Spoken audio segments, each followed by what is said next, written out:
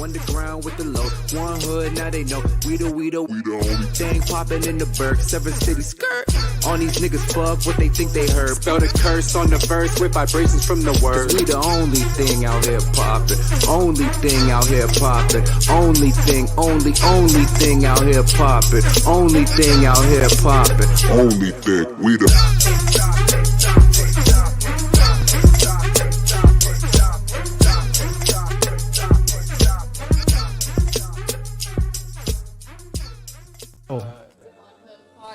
One Hood Podcast.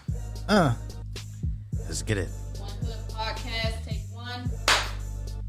Damn, yeah, I feel like your hands might be hurting. Treble Hood Podcast, take one. Got a little martial arts training. Ready? Sydney ain't playing. I'm about to bring us in with the applause. Oh, we're not going to introduce ourselves first? Well, I was going to do the applause first to bring in the show. Okay. That's not what you want? Sure, bro. You got the. I'm just saying, bro. You got the Roadcaster Pro, bro. Make it happen. All right, let's go. Ready? Bring the applause in. All right, we're gonna wait for the studio audience to applaud. 3, 2, 1. Oh, I was about to say nothing happened. It was a pause. Hey, We out. what's up? This is welcome to this week in White Supremacy. Wait. Oh shit, we gotta start all over again, bro. So bad. What the And it's This Week in Black Will, Excellence. Oh, thank you, Miracle. Are we So, recording this? Yeah, We are recording. Put all this in. We're gonna. Put all this in. Include all this. This is the shit. Oh, so fuck it. We just keep rolling. Yeah, keep rolling. Keep Okay, rolling. We're good. Keep rolling.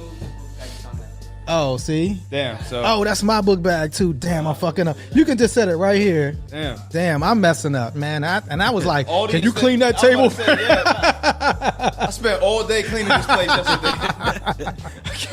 Can you clean the table for I real? was in here for like 3 hours.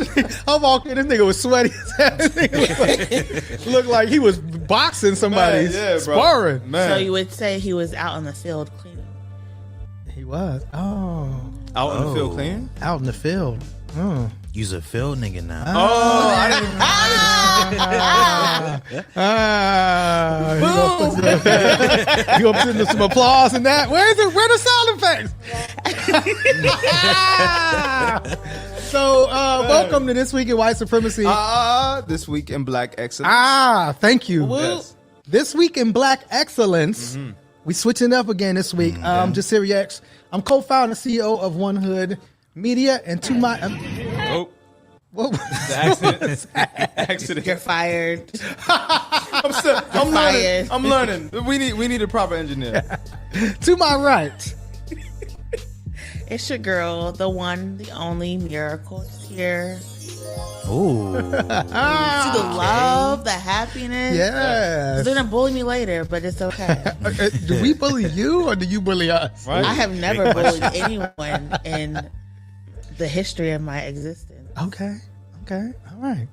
I think we have tape to There's not disprove proof. that. There's not proof. I'm about to say. Go back 2 Feelings are not episodes. facts. We got about a year's Oh, she worth. said- A she year's said worth. Feelings are not She said facts. feelings Your are not analysis facts. is incorrect. Oh wow. Okay. Oh wow. And to my right across from me. You know what I'm Yes. saying? Treble NLS, never like supremacy.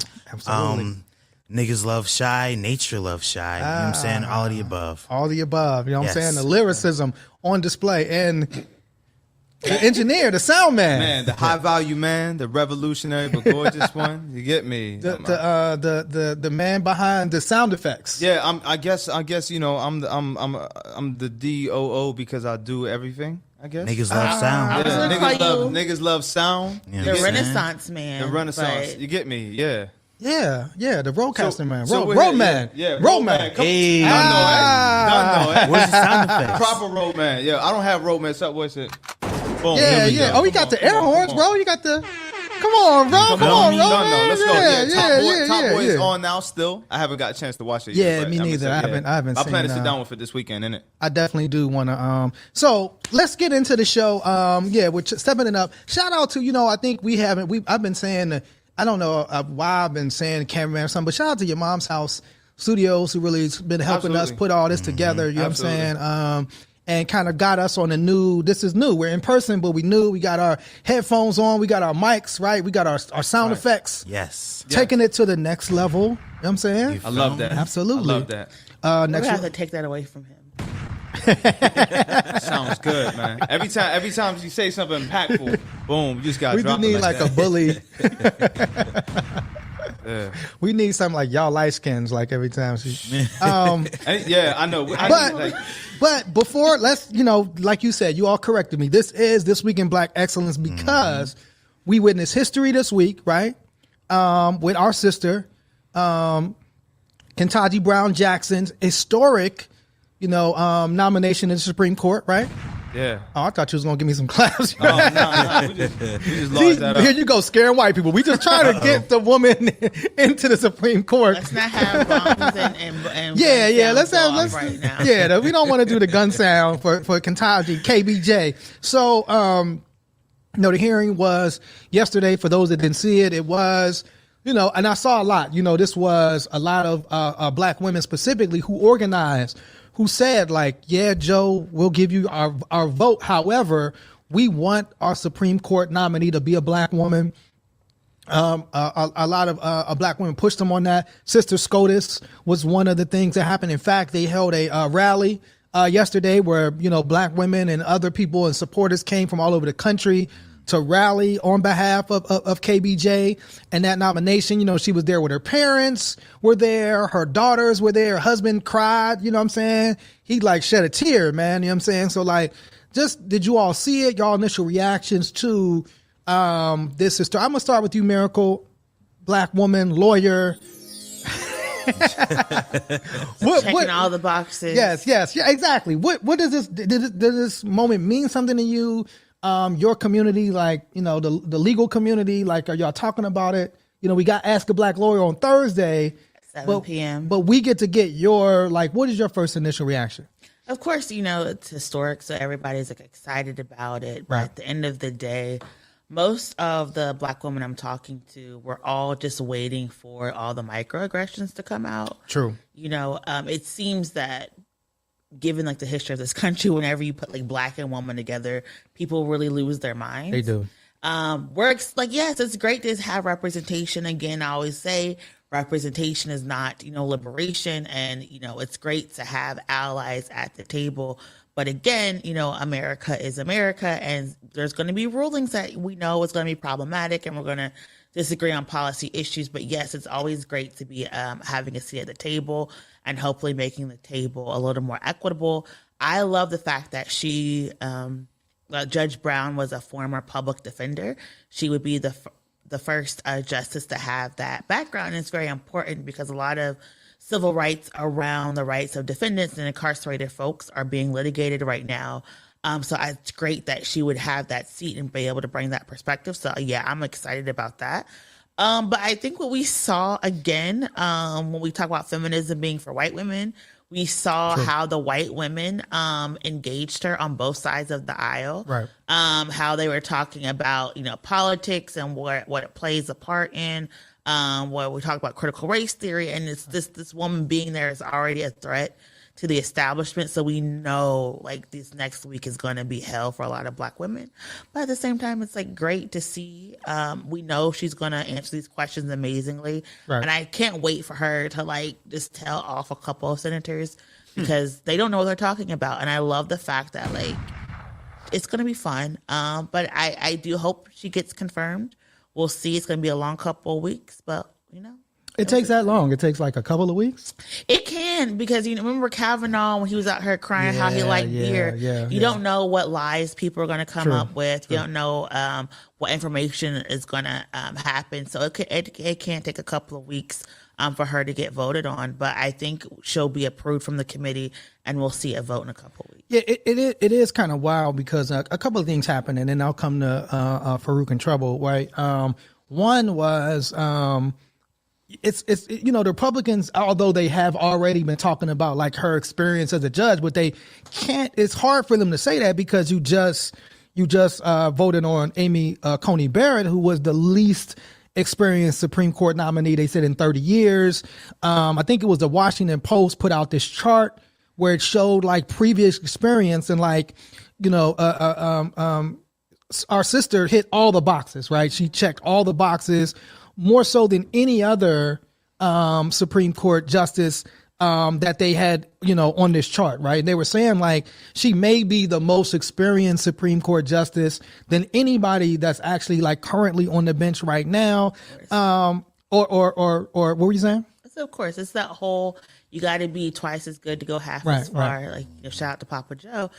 But it's going to be funny because they're having to find a way to say, oh, I don't like her, right? And they're not going to be able to because she has the experience, the expertise, they have and the knowledge. They have been able, and it was even like asking for an LSAT, which is so wild to me that you would ask this like. Trump don't got to show his tax returns, but you're going to ask this black woman for LSAT. Like none of these other, white people that do Kavanaugh, Barrett, none of these, whatever the other guy's name, you didn't ask for their LSAT. You didn't ask, but now this black woman, now you want to kind of go into her past when, and it just, to me, it's just another example of white privilege. Treble, Farouk, did you all have any reaction to this historic day, this black excellence that Ketanji is displaying? So I'm just going to start by saying I no longer get excited by firsts. You know what I'm saying? Like just that. because like I like to remain critical of whoever's in position. Right. Because it's like white, black, Hispanic, gay, no matter what it is, I want to see if you actually represent the people. Right. You know what I'm saying? And I'm going to have to do a little bit more research on Ketanji, but I want to make sure that like she represents us beyond just the skin color. You know what I'm saying? And it's hard, right? Because a lot of times to be first, particularly first black, you kind of got to be watered down, right? To be you can't really be radical, you can't be like super progressive, at least, and that we've seen, right? It's kind of like the Jackie Robinson, like he wasn't the best player, but he could like play the game, right? He could take being called nigga and not punch a white person in their face, right? So it's like a lot of times that goes along with those firsts. So you're absolutely right in your analysis. Saïd, bro, you got any? Jackie Robinson was like a career 312 hitter. Well, I'm saying like there were other, like if you study the history, there were other better black. Yeah, no, absolutely. Yeah, major, but he was the one that could take the right. Yeah, he could take being called nigga and being treated second class citizen and not like go off on anybody. And that was the example. Not that he wasn't a great. I'm about to shout out to Jackie Robinson. One of the greatest. Yeah, I'm about to say he had like damn near 800 RBIs. Yeah, I'm gonna say. Anyway, I love Jackie. What Treble just said, I'm gonna echo that sentiment. It's difficult to get excited about firsts, but it's wild to me that here we are in 2022 and we're still getting black firsts. True, right? You know what I mean? There's so much time has passed. We're still getting our first Latinx. We're still getting our first black. We're still getting our first. Even though the revolution of this upbringing of like trans and everything like that, that's still new. So we're gonna see a lot of those first. But it seems like to echo both your sentiments, though, that white oversight, right? We're looking at the progressiveness of these black people. Remember, everybody got excited for Barack, and then I definitely was excited. And everybody got. I don't say we everybody, took to the streets. People, people out on the road. We brought turntables to the curb, man, like we was going bananas. Man went to the road. Yeah. And then Kamala, right? I don't know. Were we excited that Kamala Miracle's face? The AKAs were. The AKAs were turned up. She was one of their own, but I think a lot of people, the Kamala is a cop thing, kind of caught on, and a lot of people were very, I wonder why, Miracle. Why would you think that was? Was that something you might have tweeted? Oh, why? Listen, why are you trying to exactly? And now they don't know your. Now, if I responded, they don't know your Twitter. Oh, about my tweets. Now, if I responded, you would say I was bullying you. That's the setup. So that's the setup. So we're talking about celebrating black first. Yeah. Do we celebrate OJ? What is it? OJ didn't do it, and black he was innocent. To get off like that's that. What I'm saying. He wasn't the first, but it definitely was. People celebrated OJ. Oh, bro, did you see that video, Jay? We and it wasn't really. It was, to me, that was similar to like Trump losing, right? We weren't celebrating OJ when OJ didn't have no connection to our community, not at all. But we it were was celebrating symbolism. like Johnny Cochran. Right. Like whooping these white folks' asses at their own game. You know what I'm saying? So it was more so like we were happy that the LA, whatever their judicial said, like they lost to this black man. It wasn't, OJ we didn't care about. Do we celebrate Juicy Smollett? Jussie's out, bro. You know what I'm saying? Like, hell yeah. Black power fist in your face, Miracle's man. cries went attended to. The Miracle said, free that man. And what did Free they do? all the guys. Free all the guys. Free But there's all no, the come on, guys. Jussie should not be. But let's get back to Ketanji. is that why Ketanji's on there to free Jussie, free the Jussies of the world? Come on, Ketanji. She need to bring Mumia home. Free them all, yeah. Oh, come on, yeah, bro. Bring Not, Mumia home. well, She she's can't. still. That's a state case. She That still is has the to case, get confirmed, Farouk. God damn it. Hey, listen, They're gonna be I'm look the radical black The left radical, yes, already trying. I'm just His trying name to- is Farouk Al-Said. Farouk, I mean, very September 11th. His name is very September 11th. But you had mentioned Miracle about kind of like, and our last episode was white women wilding, and kind of I guess maybe Senator Marsha Blackburn of Tennessee kind of maybe heard that or took that on, and because you talked about like white feminism, right? And so here is a white woman who's a Republican for Tennessee that, tried to go in on Ketanji and basically tell, here's a white woman telling a black woman that is the first black woman to even be considered to be on the Supreme Court. One, that there's no such thing as white privilege, which is so wild, right? She said that you serve on the board of a school that teaches kindergartners, 5-year-old children, they could choose their gender and teaches them about so-called white privilege, right? She also said to her, you praised the 1619 Project, which argues the U.S. is a fundamentally racist country, which it is. I mean, like, I don't know. It was like literally in the Constitution that black people were 3/5 of a human, not even a full person. Like, it's literally in the fabric of your institution. How are we... Proceed. to give slavers more power. Yes. I guess the math ain't mathing on that. Yeah, Like- I mean, that's weird. So she asked her, is your personal hidden agenda to incorporate critical race theory into our legal system? Hopefully it is. I'm praying Yes. Right. that is her agenda. But Miracle, you want to talk about that in terms of? I hope so, Yes. because the Dred Scott decision was illegal. Hold on. But for all those who don't know, educate us on Dred Scott, please. The Dred Scott decision was a case where a man was literally going before the Supreme Court to say, do I have standing to argue this case? Meaning, do I meet the requirements to come before you and say I need to go forward with this lawsuit? Justice Taney said, not only do you not have standing, you will never have standing because you are a black. And no black will ever be American in the United States Constitution or in the eyes of the legal system, not even a free black. Anyone who has descended from an African or an enslaved African will ever have rights and freedoms in this country. And he basically created this decision that really put even freed black people back into the systems of chattel slavery. And going on from that, I was talking to someone yesterday, literally, black people could not be lawyers until this past century. Here in Pennsylvania, my alma mater didn't even have a black woman graduating until 1973, right? And so when we're It talking, wasn't even that long ago. it really wasn't. And the law specifically, from the bar exam to our character and fitness, was predicated on anti-blackness and anti-Semitism. So much so that lawyers had to vouch for you to even go before the board to get approved. And that was how they kept black and Jewish and gay attorneys from practicing here in Pennsylvania. So if any part of critical race theory, which is a legal theory created here in Pennsylvania, In Pittsburgh. by Derek Bell, Yes. Right up the street. has any place in an institution, it would be a legal institution that basically put 3/5 compromise into law, that basically did separate but equal, that also said it's okay if you want to be racist, all you have to do is be a private institution. Right. So this would be, I just hope that people try to trip her up about that. And she can be like, listen, let's talk about these decisions. Let's talk about what the law did and how we've harmed people, because it was the law that said black and white people couldn't get married.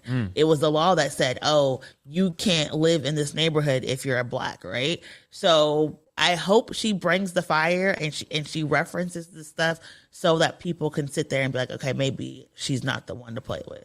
It's interesting, Miracle, that you said that and you broke down Dred Scott, because I just heard of, you be on Twitter and you see something of Lloyd Gaines, who was a black man that sued the University of Missouri to basically to go to the law school, go to their law school. This was in the 1930s, right? So, and won. And disappeared. And won, right? That was the, hold on, let me get to the, he won. And basically the court said, like, you either have to admit him into your law school or you have to build a law school for black lawyers. And he disappeared. Wow. 3 months later, disappeared, never to be heard from again. AKA, Interesting. when we say disappear, that's the Klan. For people, 100%. for the people who 100%. don't know. Yeah. And so it's kind I've of never funny. heard this before. When Me people neither. talk about like HBCUs, it's because of this. So for instance, if you ever hear anything that says the National Association of whatever, it's black, right?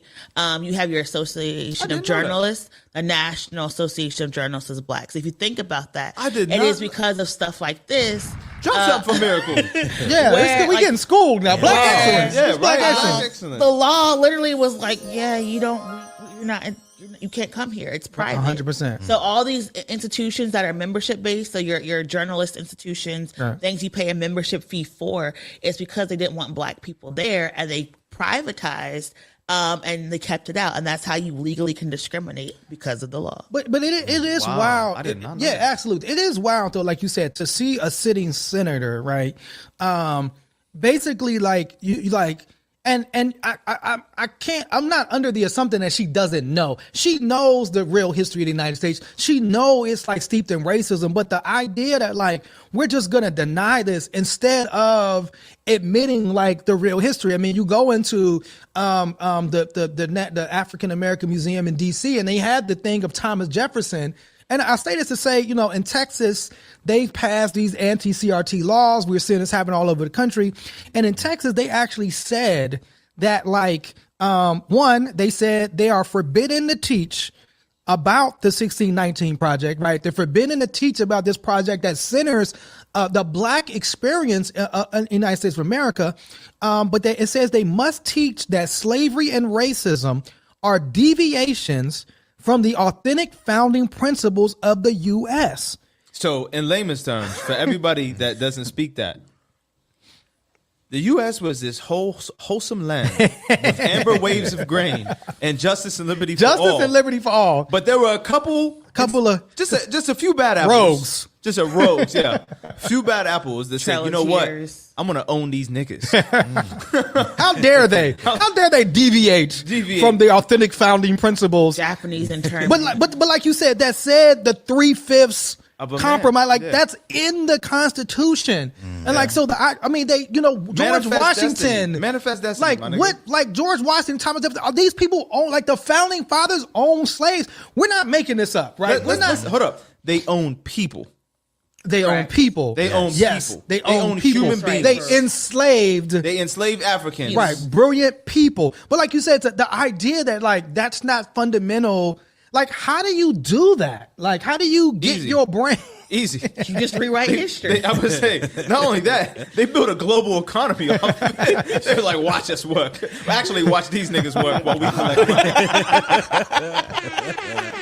No, but I think I think we have to talk about like state engineered memory and how Wow. Say it again. state engineered memory and how so much of what we learn is actually false. Right. I grew up in a Christian school, right? And it was like, yes, the Lord created everybody. Yeah. But because of sin, other people had to be punished, right? And if you grew up in the Christian theology, they talk about, I think it was like Ham or somebody, you know, looked upon his father's nakedness and then all his lineage was cursed and that all happens to be Africans. And so they literally, that's how they justify like negative things like happening in the world, but it's state engineered memory. So the people fighting over the Confederate statues, people fighting to see, you know, these flags everywhere. It's because they're trying to force us to rethink and basically forget how things happen. Because if you win the fight, it don't matter how you won. Yeah. You get to tell people you won, and you get to make yourself the victor. It doesn't matter if you snuck a fight. True. It doesn't matter if you cheated. It doesn't matter if you doped. It doesn't matter if you like shot somebody up. You won. Yeah. So that's basically what we're getting to see. And it's kind of funny because Texas, we have Juneteenth because Texas said, I see you lost the Civil War, but I still have money to make. So slavery's still going to happen here. Yeah. And like, how do you teach the history of Juneteenth? in Texas now. Like it's a federal holiday. Right. What are you teaching your kids? Like we were the last people that freed the slaves, so now we get to throw a party. Yeah, and I think, like you said, like the knowledge, the actual information makes you behave differently, right? When you actually get that information and you see, oh no, this stuff was set up from the beginning. And I think, like I said, to me, I really believe that like white people saw the response to George Floyd's death and how so many different people took to the streets in 2020 and said, oh, wow, like they're out here. Here's white people talking about white supremacy and white privilege. We have to make sure that these things are not taught because, I mean, and I say that to say, like, here you have, like, when I see like Jamaica, right? You know, I guess the royal visit is coming to Jamaica. You have the Duke and Duchess of Cambridge, which is Prince William and Kate, are scheduled to come to Jamaica. And Jamaica basically said, you know what? You know what I'm saying? We'd rather you not. No, they said, well, you can come, but you're going to have to run us our money, right? You're going to have to run us our reparations. Like if you're going to come here and you want to celebrate your grandmother, you know what I'm saying? You want to celebrate Queen Elizabeth. Right. She owe us some bread, right? You know what I'm saying? And I think to me, that's a direct response to like people, like institutional history, like more people becoming aware. I don't want to use the term, you know, woke has been played into. I mean, that's a right wing term. Yeah, now. yeah, it's like a negative term. But and to me, that's a direct response also to what, you know, folks seen Barbados. Like Barbados kind of rose up and said, you know what, Queen and Prince Charles or whoever, like, y'all get out of here. We got this now. We got this. We're going to run this. They took the statues down. They put Rihanna and them up. Like, you know what I'm saying? And so like now to me, so, I mean, how do y'all feel about, you know, Jamaica kind of taking this stance and saying like, yo, like, really, we don't necessarily want no ceremony. Like we actually want the reparations that your family owes us. I think it's great, man. A lot, when we teach history, and Miracle just kind of said, we say state engineered memories or state engineered teaching. Like we often forget about the slave trade starting in the Caribbean. We often forget that Jamaica, that the islands were first stop on the boat. Right. And Jamaica, the reason that, you know, you have brothers that is the same color as Cole with names like Winston and Thurgood is because of these colonial names. Like Jamaica is a product of colonialism, colonial capitalism, and slavery. So for Jamaica to take this stand and say, hey, you know what, yo, fuck the crown, fuck the queen, fuck, you know, run us our money in pound sterling. I don't think they necessarily. So this is this is a quote, right, from a letter. It said this letter was signed by 100 Jamaican leaders. It said, quote, "We see no reason to celebrate 70 years of the ascension of your grandmother to the British throne because her leadership and that of her predecessors have perpetuated the greatest human rights tragedy in the history of humankind." I mean, that's a fact. The crown sponsored slavery, even 100%. Though they outlawed, even though they quote unquote outlawed it in the lands, in the British Isles, in the United Kingdom, it was outlawed. That doesn't mean they did anything to stop it. They let everybody kind of run around the world with it and own people. You get me? And even like you said, when I remember we were talking about the Queen one time, and it says like she had some necklace and it was like Indian jewels. Yeah, and like, from India. Like you took all of the jewels and wealth from all these different countries, and you got nerve to wear it around your neck in 2022. Oh hell no, we ain't with that. Like Get said it best. Don't tell me to go back where I came from when the Queen sits there and stolen jewels. Cool, I'll go back with a chain on, light up the place like Akon. Okay. Guess. Large up guess. Large up guess. Large up Miracle, Treble, what are your thoughts on?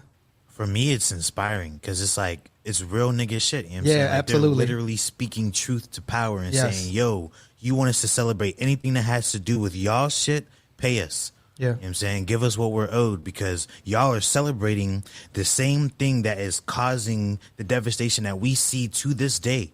You know what I'm saying? So I fuck with it. Yeah, it says Jamaican lawmaker Mike Henry, who has long led an effort to obtain reparations that he estimates at more than £7 billion, probably more than that. You know what I'm saying? £7 billion sounds a little low. You know what I'm saying? Yeah. He said, you know, they're talking about an apology. He said an apology is only a first step for what he described as an abuse of human life and labor. An apology really admits there's some guilt, and if there's some guilt, you got to run our money. Miracle. I think like if you $7 billion, because I'm the last time I looked at what reparations would be worth in America, it's roughly $350,000 per person.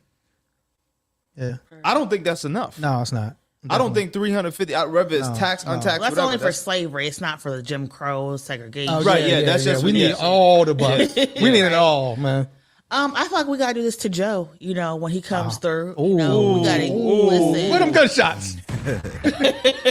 We need a No, couple of them. FBI, We need the we're air not horns. saying- we're We not need the saying air violence. horns. Oh yeah, we're But not shooting at need Joe. to. Come We on. need to, We need the air because horn. Can you get the I air also horn? think that like people have watched American politics and watched American blacks be in the same situation we've Right. had Right. with our representation. They're like, listen, we see you want to come for your little picture. Yeah. You want to come here, braid your hair, do your little dance. Right, you know, right. give us some money. Yes. Help our infrastructure, help Mm. our economy, and then come home. And I think that's what we have to, as Black people in the diaspora, we really have Absolutely. to start advocating for more. And we can't really just be happy with the picture anymore. Like, Yeah. you killed my family. On top of that, Yeah. the Windrush generation, you The Windrush, recruited yeah. Jamaicans to come and rebuild after the war, and then had their nerve to try to deport them Right. a couple of years ago. Talking about, we don't need you anymore.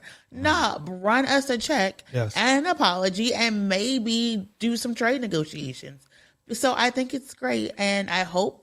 But again, I think it's funny because like everyone did bad by Meghan Markle, and now they just 100%. You know, Britain just falling down. So like, I appreciate it. There's little jokes in there. Yeah. But I think that this is what all of these countries Yeah. need to do, because imperialism and colonialism obviously isn't going to end. We try to get people to just do the bare minimum. 100%. They couldn't even change, you know. Couldn't even give Exactly. I'm sorry, I'll do better. Can't even get a like, yo, maybe we won't fly this Confederate flag. Like we can't even get that. You know I what I'm saying? feel like, you know, these areas that people tend to call third world countries, like, you know, Jamaica and you know, the islands and these areas that a lot of white people go and visit for tourism. Yeah. When they see your passport, when you book your reservation, they should upcharge you, right? No. 100%. 1,000%. Pause. Hey, listen, if you Wait, I'm No? not there yet. I'm not there yet. I mean, listen, I was Not us. I'm not. No, I'm talking like if you're a white person coming Yeah, from no, not us. Yeah, I'm with it. But you know, Americans are Americans. It doesn't matter if we're black or white. We're still Americans. She's and we're saying still in she's this saying we might capitalist have to society. get. She's saying we might have to get half the charge for Ruth I'm- because you I'm- kind of ooh. kind of light skinned. So maybe. I was, you know what? Actually, let me sit there and my discomfort and check my privilege. I guess yes, I am an American, unfortunately, and so I would Yeah, have we didn't to be choose this. charged. But yeah, we're still benefiting from True, the system. we are, So I we guess are. charge us a little more.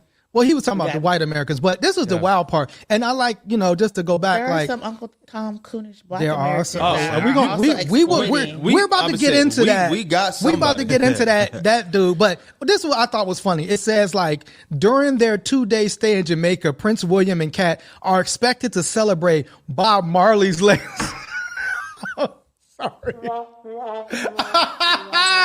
It says, and so the caucasity. but right, that's what I'm saying. You want to celebrate. caucasity. So, you know, in the letter, they said, as a Rastafarian, Bob Marley embodied advocacy and is recognized globally for the principles of human rights, equity, reparations, and repatriation. And so it's like, you want to come and represent and celebrate Bob Marley. Have you listened to what he talked about? You know what I'm saying? But weren't Rastas a persecuted religious group? Of course. Yes. And Oh, who very good. persecuted him? Yo, damn grandmama did it. if only William there and were Kate? theories to teach about this stuff. Only there Only. was- If only.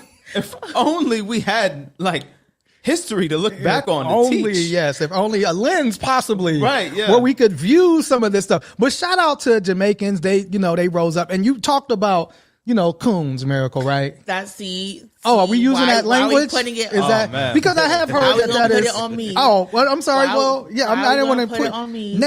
I don't want to put it on you, but They're gonna be like, nah, There you is can't a- bring your little friends here to look at our music. oh, is this?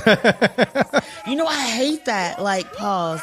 Like, you know, when you listen to hip hop song and they have like the little sirens, and you're Yeah, like, yeah. You be thinking it's you. You be high. You be like, wait, oh, I don't be high you slowing driving down. to Siri. No, and I didn't say you personally. I meant you in the group sense. You know what I'm saying? Like, I don't smoke weed, but I used to be high, and you would hear those sirens, and you start going slow. I'm like, what? So now I'm hateful that people are going to be listening to our podcast, Oh, they think and they're going to hear the sirens and think they're going to be pulled over. Yeah, that But no, was it's just our us, siren. y'all. It's just us, and it was because this is our sound of the police, and like really, Mayor Eric Adams. Whoa. You got to do it again. Hoe ass. No, we got it. No, be nice, be respectful. To Mayor Eric Adams?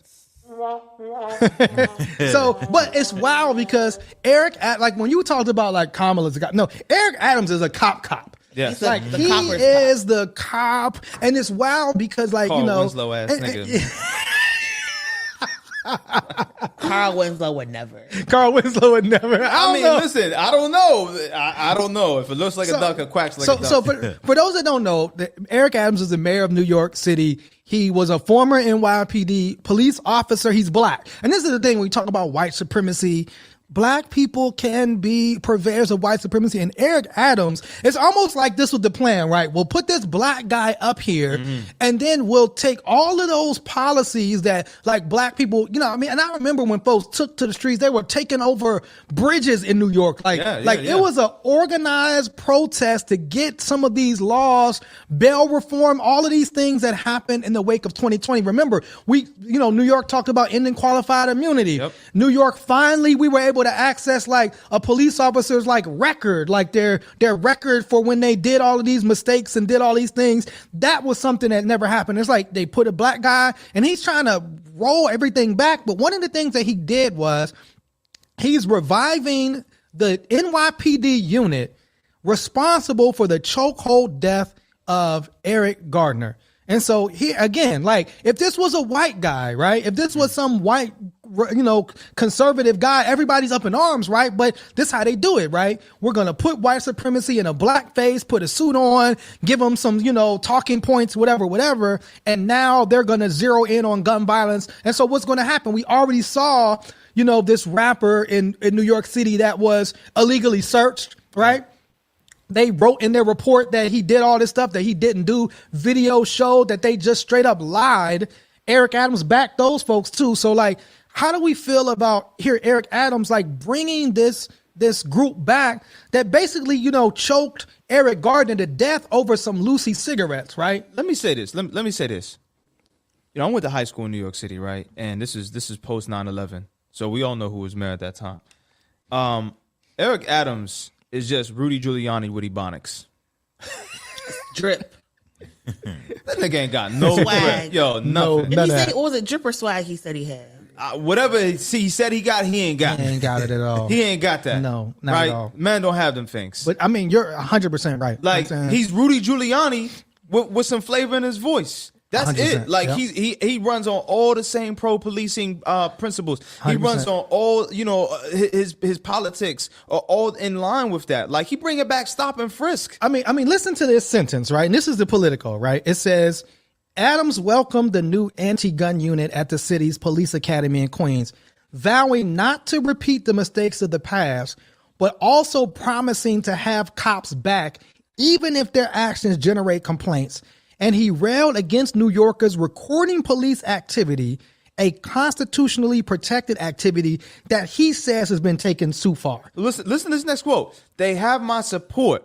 I'm not sending them on the front line and abandoning them while they're on that front line. But what Fuck about the black blue people? line, man? And that's what I'm saying. Like, what about the black voters that put your ass in office? And this is the thing. Like, what about our back, right? Because if it wasn't for people videotaping, we would not have seen Eric Adams choke to death Eric Garner. Yeah. Sorry. Eric Gardner. I mean, hey. No. Hey. No. I didn't say it. Stop. He didn't say it. Stop. He didn't say it. I didn't say it. I'm just saying, hey. Eric Gardner. the end But of it's the wild, day- right? Because this is this is a black man like you. And it's wild that you would not, like, here's Eric Adams, a black man, not identifying with Eric Gardner. That's what I'm saying. The Like- black man that got choked, but identifying with the cop who choked Eric Gardner. Now, this is what we say when you talk about, like, having more black cops isn't the answer, not if they think like this. Like, you don't see yourself in blackness. You see yourself outside of it. You see 100%. yourself separate. Right, from, yeah. Like, I'm You're the the- black cop. Yeah. I'm the black mayor. He said he's the Biden of Brooklyn, right? Fuck, he didn't say that shit. He did say that. No, he didn't. He said, I'm the Biden of Brooklyn. Yo, He cut the cameras. doesn't. I'm He off does. this shit, man. But at the end of the day, he The said Biden that of stop Brooklyn. and frisk was only problematic in its implementation. So he has always been this person, and people have to basically Biden of understand. Yes. The architect of mass incarceration, right? People are dying in Rikers People are getting fact. beat by police, shot by police, and he really doesn't have the empathy. And again, it has to go with people's ideology, their culture, their politics when it comes to blackness. Because there are some people who despise poor black folks, right? There are some black people who despise working class black people because they see them as the reasons for racism and anti-blackness. If it wasn't for those black people looting and robbing, people would treat me with respect. People wouldn't be calling me the N-word. And so their anger and aggression is to poor and working class black people and not to fight the systems of white supremacy and racism and anti-blackness. And this is what we're seeing with Eric, because he has had no empathy. He really could have came out and said, you know what? We have a situation with fare evasion. We're just not going to enforce fare evasion. We're going to partner with MTA and we're going to provide bus transit passes for everyone. This is where you go. This is where you register. Boom. Right. That protects the police. That stops all the encounters. That boosts the economy. Allows for mass travel. He doesn't care. So he's not going to do it. And it actually costs more, right? It costs more to actually try to enforce fare evasion than if you just let people get on the train. Like what the hell? You know what I'm saying? That's too close to socialism. It's not socialism. Investing in people, and this is what makes me so angry. We literally investing in people, socialism, giving those same officers, those same people with a badge and a gun, money. That's okay. Literally a $10 billion budget. You're mayor of the most powerful city on the planet, right? One of. I mean, everybody, kind of equates New York City with the center of the world. Got you. But you're making it seem like this is so hard to do these simple things, like stop empowering police to brutalize black people. Because really and truly, if you were just a few political ranks below for your station now, that could be you.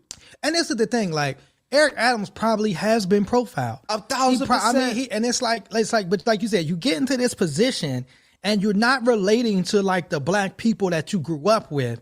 You're relating to. He got picked on the school. I mean, 100%. He got picked last. He got picked last for everything. You know what I mean? He was missing layups, so they was laughing him. They was hiding his shoes in PE. Come on, Treble. We see you have an opinion on Eric Adams, brother? I do. I think he is a BAN, and you can translate that on your own. But I'm seeing here that he's a retired NYPD captain. Yes. So it's making a lot of sense as to why he's relating more to the police force than he is to the people. Yep. You know what I'm saying? And I feel like, man, like, I have some very inflammatory statements running around my head. Yeah. We're going to, I mean, well, I think that's the thing. It's like, it's worse when it's your own, right? Mm-hmm. Because it's like, you expect, like you said, if this was Giuliani, right?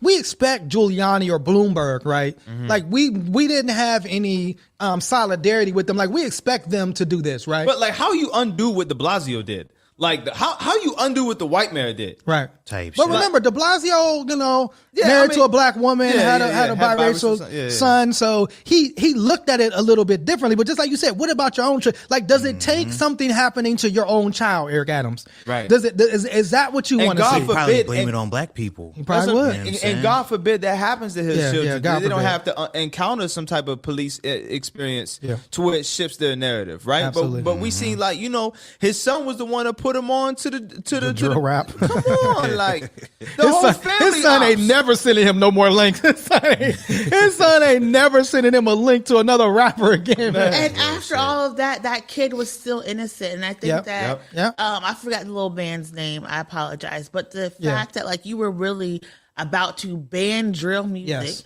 as the source of violence in your city.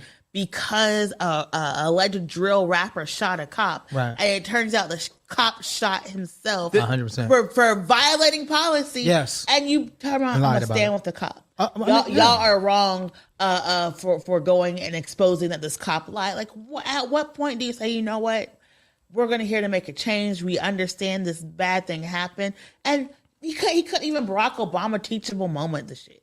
Like, that's what makes me so angry. It's just like, this is wild. If one thing Barack Obama showed you is like, when you mess up, just make it a moment. Just have a photo op and bring people together and move on. Except for Jasiri X. Don't bring Jasiri X into the photos of Barack Obama. Don't do that. Don't do that. I mean, it's not. I'm saying that like with hyperbole. Like there's a there's a picture floating on the internet. There's not. Let's not bring back one of the most traumatic times of Jasiri. No, it was cool. I mean, I wasn't sweating it. You know what I'm saying? I took a picture of Barack Obama. Who knew? Who knew it would become a right wing fodder? Who knew it almost cost Barack Obama's presidential election? But you do say something all the time when we talk about violence, right? It was specifically your hometown of Chicago. Yeah. People always love to attribute drill rap as a source of violence in Chicago. But what do you say to that? I mean, I don't know what like bullet point you're talking about, but I mean the idea that like gangs in Chicago go all the way back. That's what I'm saying. To the 20s, right? You know, there's a book called Gangs of Chicago. There's also a book called Gangs of New York. And I'm about to say there's a Scorsese film they that made the movie, right? Gangs of New York, and you don't see one black gang. Well, they put a black person in there. Remember, he got tarred and feathered. Remember, he got hung and lynched. You know what I'm saying? That's how they do it. That's what he said. He said, "I fought for you." That's how they dealt with black people back then. But it is wild because, like, on one hand, right, you have like a black mayor, right, trying to blame or put drill rap, as the problem for violence, and then on the other hand, you had a former president, right, bring a rapper into the White House. Come on. And ask him about North Korea. I don't know if you want to cue that clip up, brother. If you want to cue the sound up. Man, listen. Do we have the? Hey, what the fuck did Trump do now? He, according to Kid Rock. Wait, hold on. Look, can we just talk about how wild of a fucking statement that is on a political commentary podcast? According to Kid Rock, he's our source right now. Fucking Kid Rock, the pimp from Pontiac. Is that what is? That was one of his monikers, the pimp from Pontiac. Yeah, I mean, because Too Short put him on. Remember, he was. I'm so done. Yeah, I mean, and of course, what happened the minute he saw a way out of black culture, he went and put on a cowboy hat, started playing the guitar like a bat out of hell, man, and never looked back. Man. And the minute he got some white acceptance, it was fuck y'all niggas. I don't want nothing. I need to find it. I think they scrubbed it off the internet, but I know this ain't no Mandela effect thing. I remember Kid Rock on backstage at MTV saying, "What's up, my nigga?" to Carson Daly with a whole bunch of people around him. I mean, MTV, but if on BET it might have been a different experience. Of course, Debbie might have let him get away with that. I don't know. So let's say, just to put in perspective, Kid Rock, who is I don't even want to call this dude a rapper, but he's a rocker. He rapped at one time. He rapped. Right? Now he's a geopolitical expert. Well, I mean, maybe Trump thinks that, right? So Kid Rock, I guess, did an interview with Tucker Carlson, and please don't go watch that. I mean, why? You know what I'm saying? But in this interview, did Kid Rock get appointed to a position in NATO? Did I miss something? No. However, but Donald Trump don't want NATO, right? But Kid Rock said Donald Trump asked for his advice about U.S. policy on ISIS and North Korea. I guess because there's a lot of Chaldeans and Arabs in Detroit, he knows about ISIS. I don't know. Like, what the fuck? Dearborn has a lot of Muslims, Kid Rock. Can you tell me how to deal with them? So, let me see where he get to it. He said, I'm trying to get to the point. Kid Rock. He talks about, Kid fucking Rock. He said him and Trump were looking at maps, and he said Trump asked him, "What do you think we should do about North Korea?" Kim Jong Wallin. How can we reach? Hey, kid. Can we send some Cadillacs with some missile launchers to North Korea? Comments, but I mean, it shows. Like, remember when like Common got asked to go to the White House, and like the right wing Republicans tried to make Common like some a gangster rapper. Common, they tried to make Common like a gangster. They tried to make Common like Kodak Black or something like this. Common, right? Come on, man. He did drop the bitch in you. He did, and I guess he supported Asada, so he couldn't go. Still one of the best hip hop records of all time. 100%. But then like Ted Nugent, who has songs about underage girls.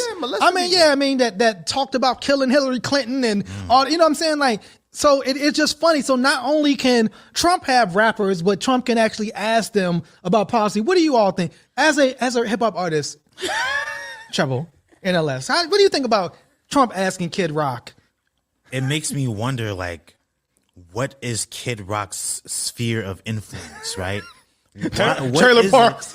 What is it that made Trump say, you know what, Kid Rock, you know something about North Korea. What do you think we should do about this? You know what I'm saying? It's like, and then Kid Rock of all people. Kid Rock, you've had Korean fried chicken. Korean barbecue. Korean barbecue. What should I do about?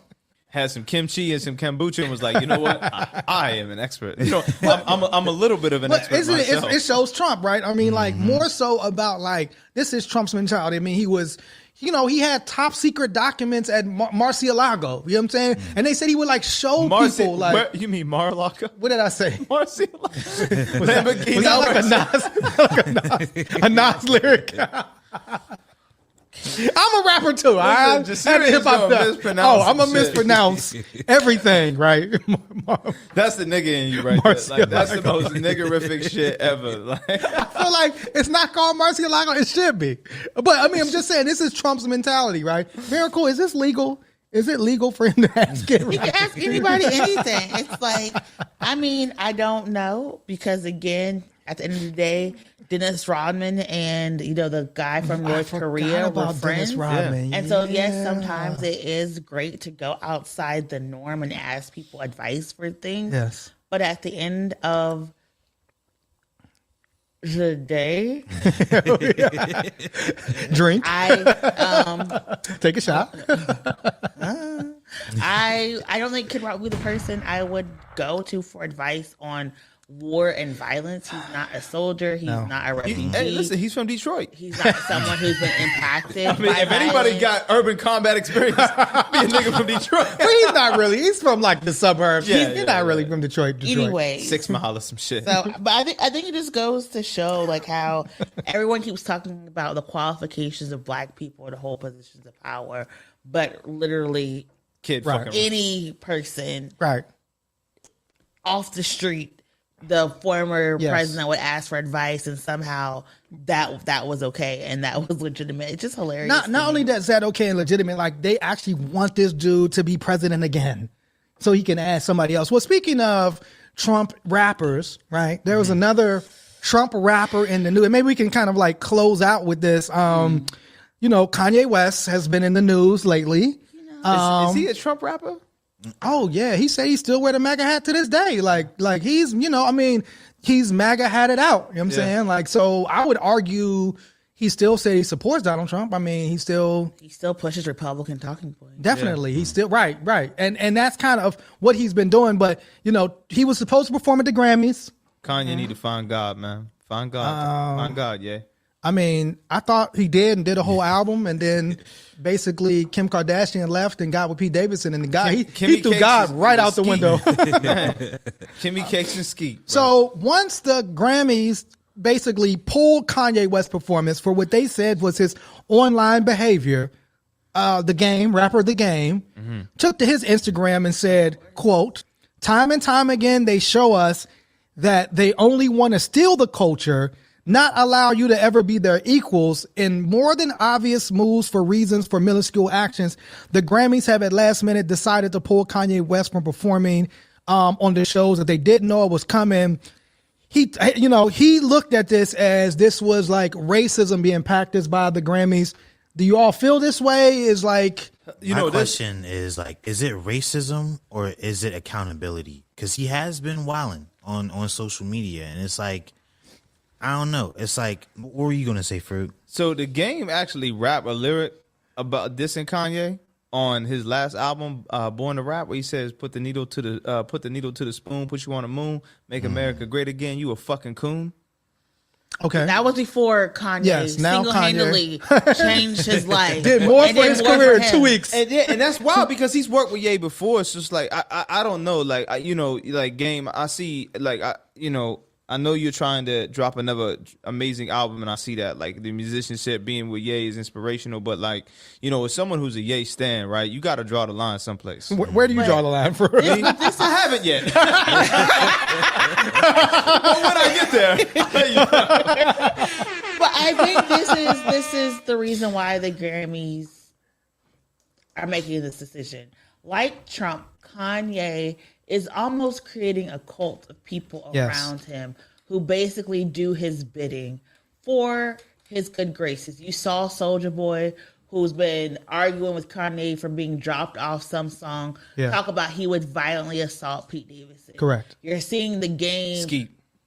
Pete Davidson. Yes. You're seeing the game go out and defend him only because Kanye is back in his good graces. Right. You see what the beef with him and Talib, who again is not by any stretch of the means my top 300 people on the planet, but you see how when Kanye beefs with someone, how quick he turns. Yes. And so if Kanye is about to do something on the Grammys that can be interpreted as a violent or a call for violence against Pete Davidson, I think the Grammys is like, we don't want to be involved. 100%. In case something happens. They, like Treble said, they will be accountable, right? It's accountable, but at the same time, yes, people have done violence before. Yeah. But we just watched Kathy Griffin, you know, how she got canceled for, I you know, forgot showing, about that. you know, I totally Trump forgot about bleeding. that. He just decapitated somebody as In a video. art. Yes. What happens if he wants to do the same thing on stage 100%. again? Right. And not only that, if he does that and somebody then harms Kim Kardashian or somebody harms Pete Davidson, the Grammys could be sued. They could be liable for this. And this is, you know, not the first time that Kanye like couches his bullshit into like all of a sudden it's like some black stuff when you get attacked, right? But also the Grammys is an anti-black racist institution. 100%. And my thing is, why are you waiting to get canceled by them to call out their anti-blackness? You should have been calling them anti-black and racist for years, right? And why is it when these white people then decide to throw you away after they discarded other black people that you have a problem with? You had no problem shucking and jiving on their stage. No problem. So now why are you talking about, oh, they don't want me to shuck and jive anymore? Do your own performance. 100%. You're Kanye, call a Sunday service. Is the Grammys on Sundays? Do your own Sunday service across that'd be the hot street. if he competed with the Grammys. And people like Farouk would tune in and buy the ticket and stream and pay attention. So like at the end of the day, there's things for him to buy the merch, all of that. Listen, that's Mike. Yeah, no, I think you're 100% right. Like, it was cool. The Grammys was cool when you were going to be allowed to perform, right? Now, all of a sudden, when you're not allowed to perform because of your own behavior, right? Because of your own wilding out, going online, posting these tweets and or whatever text message conversation and talking about you're going to do something to Pete Davidson, you're going to do something to D.L. Hughley, where you live. Oh, you live in Calabasas? You will send somebody to get him. You're going to send somebody out to Trevor Noah. I thought actually Trevor Noah's response to Kanye was very powerful. If you read his response, it was very, like, he talked about Kanye's, I mean, if you watch the documentary that Netflix produced, Kanye's been very influential to me as an artist from Chicago. Like, he's been very influential. And so it's like part of you wants to, you know, you remember him like that. But Kanye also has exhibited mad white supremacist, anti-black, anti-women behavior. You know what I'm saying? And much of what Kanye's doing looks like stalking to the average person. It's like, bro, let it go. You know what I'm saying? Like, let it go. Like, let the courts handle this. You know what I'm saying? But you want to keep taking, it's like you want to try to weaponize your fans. And if something happens to this dude, if the Grammys allow him a platform and he says something and something happened, they're responsible. Instagram's responsible. This is why Instagram has to cancel his stuff, because if he posts something and something that happens to Pete Davidson, they could sue Instagram, right? They could sue you and say, you saw this happen. And this is one of the reasons Donald Trump got kicked off social media, because all of his rhetoric actually led to people going up into the Capitol, right, smearing defecation on the wall and taking stuff like so the Twitter has to say, okay, well, we don't want to be held accountable or responsible for amplifying violent behavior. You know what I'm saying? And so like, but this is, to me, you know, for Kanye to try to make this as an attack on black fathers, and this is, I mean, come on, stop this, man. You don't care nothing about black fathers. You don't care nothing about black people struggling. If you were allowed to perform at the Grammys, you wouldn't care. There'd be no anti. Like, you got 22 Grammys, my brother. Yeah, he uses Trump rhetoric a lot. It's like 100%. when something happens to me, oh, look what they're doing to us. This is what they're doing to our whole community. Yes. Hot take. What's up? Trump uses Kanye rhetoric. I think it's back and forth. They're kind of homies. Trump is you know what I'm older. saying? He did it first. They be having conversations on the phone like, yo, They definitely Kanye, do. I'm about to say this one thing. I like- I Yeah, think I'm gonna like, do the I say- same. Hey, Say it like Kanye, like North Korea is like, it's, what should I do, Kanye? I did think it was funny. I seen a tweet by Trevor Noah that said, I said counsel Kanye, Yeah. not Not cancel. cancel, You know what I'm saying? But again, like counsel, like he needs legal counsel, like you know, Yes. and supposedly he has legal counsel, right? And You this don't is be this following is their part of my, advice at and I all. don't want to get into a whole Kanye rant because it's part of my beef. Like you want to put it on Instagram and then say, "Oh well, you can't prove it was me." Like, come on, bro, man. Like, you know what I mean? Like, come on, man. Like, so I have Man, an that's issue. not beef with Trevor Noah. How are you literally going to point out how violent and harmful Kanye is, and then be like, "But let him perform"? It's like, at what point are y'all going to be like, maybe? At what point? we call our people in and be like, just stop doing this? Yes, yes. And it's like, and that's the thing, right? Instead of like having instead of the game or people around Kanye actually having a man-to-man conversation and say like, yo, this ain't it. You know what I'm saying? I mean, but I think he's shown that he's beyond a man-to-man conversation, though. Because Unless it's with Tory Lanez. I mean, listen. Of all What the is people going you on? could have phoned, bro. Toxic male rapper So, club. yeah, like it's gonna be like Kanye, Boosie. Oh my God. You know, yeah, Kid- the baby, Marilyn the baby- Manson. Kid Rock, All Kid these Rock, people man. have Oh, my been God. accused of abuse. But like you said, I mean, I think that's part of like this white supremacist culture, right? Fame and celebrity, and like you keep getting pass after pass after pass until you know something happens, and then even when something happens, you know you get a pass, you'll get you know put on the shelf for 6 or 7 months, and then you know let back out to do whatever you want to do. Man, this is a whack ass. What they say America was a third world country in the Gucci belt. Yup, a third world country with Gucci Oh belt, my man. God! So let's bring some. Yes, we have some black pages. Let's bring some positivity. Since this is This Week in Black Excellence, let's bring some black excellence back into the fold. So we're going to end, you know, encouraging our black women. yes, Encouraging our black girls. You know, and actually anyone can read Dear True. Black Girl. Can I read it? Yes, anyone can read Dear Black Girl. All right. By Tamara Winfrey Harris.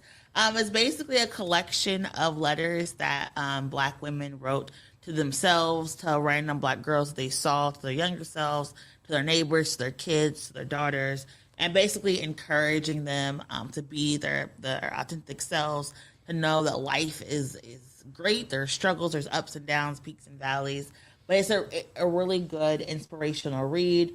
So I would read it. I recommend it. You can get this wherever books are sold. And it's pretty cool. And some of the it's like a letter to my black girl self, a letter for dear little black girl I once saw in South Dakota watering hole. You know, and it's just like to a magical black girl, dear black girl, dear dope black girl, Yes. dear brown skinned black girl, dear queer and questioning black girl. So there's a lot of cool stuff in here. Absolutely. So I would go. That sounds like a dope read. You know, Yes. read it. Yes. I guess called anthology, maybe. But yeah, so this is the Tamara Winfrey Harris. Shout out to her, Dear Black Girls. And then also, Also, our call to action would be on Thursday. Ask.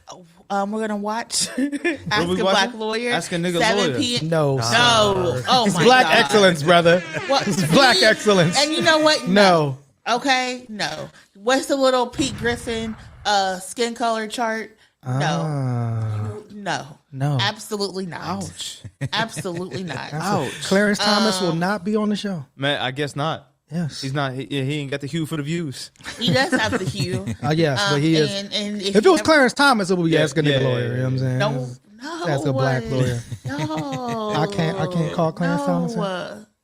Ask a coon. Y'all gonna lawyer? get my show I'm sorry. canceled. Yes. No. Okay. Sorry. This is a totally different show. You know, it's adults on Ask a Black Lawyer. It Correct? is adults and professional black people. Yes. You know, who have jobs that they can get time I like to say I'm a professional hood nigga. Oh, You know what I'm okay. saying? Okay. Yeah. Okay. He exists. Yeah, we exist. You know what? Anyways, there are people who go through the judicial systems who are minors, who have questions about their rights, school searches, all Right. type of things. We're going to tell you what you need to know if you're a youth going through the judicial process. Tune in Thursday at 7 p.m. Thursday, 7 p.m., Ask a Black Lawyer. And then Sunday, we are doing a big event involving the Black student unions at universities and at high schools, correct? You want to talk a little bit about that, Fruit? Yeah, so we're continuing our conference in hopes of building a citywide network in the city of Pittsburgh of Black student unions and Black action societies. We are engaging youth from secondary and post-secondary education levels and the people that work with them. So if you engage with any of these youth, if you would love to be involved, if you would like to have your institution represented and have your Black student union, kind of conferencing and just talking about what's happening at your school and how you can improve the situation for Black people across the city in education, please come to the One Hood offices Sunday, which is what, the 27th of March? 27th of March. What time? 27th of March between 1 and 3 p.m., probably a little before, a little after. You know how Black people run. Right.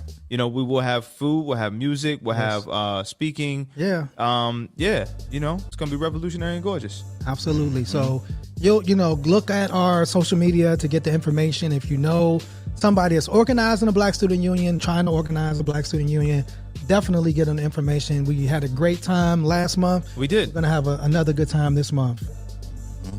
And then shameless plug from Treble NLS. Yes. I will be performing at the Greer Cabaret Theater in Pittsburgh's Cultural District Saturday, April 2nd at 8 p.m. Yes. And it's a free show. All you have to do is register in advance. Come through, have a good time. It's going to be me. It's going to be JM the Poet. It's going to be DJ Femi, and we're going to have a wonderful time. Cool. I like how he put that in advance because niggas love schedules. Yes. And then also Sunday. We weren't running behind on ours. Right. Yeah, and then late, Sunday evening, Soul Rebels will be at the Thunderbird Cafe. Yeah. And so shout out to Soul Rebels for coming to Pittsburgh. And so we'll also have some more information about that show. You had something else? Mm-mm. Okay. So there's been some Black excellence going on. You know what I'm saying? Like, yeah, we enjoyed ourselves. So hopefully y'all like this setup. Hopefully y'all like the sound effects. You know what I'm saying? Give us your feedback. Tell us what you like more of, less of. Yeah. Shout it out. So this has been another episode of This Week in White Supremacy. We will see y'all again next week. I'm sorry. This Week in Black Excellence. We hope you had a high value experience. Oh, good God. Peace, y'all. One Hood.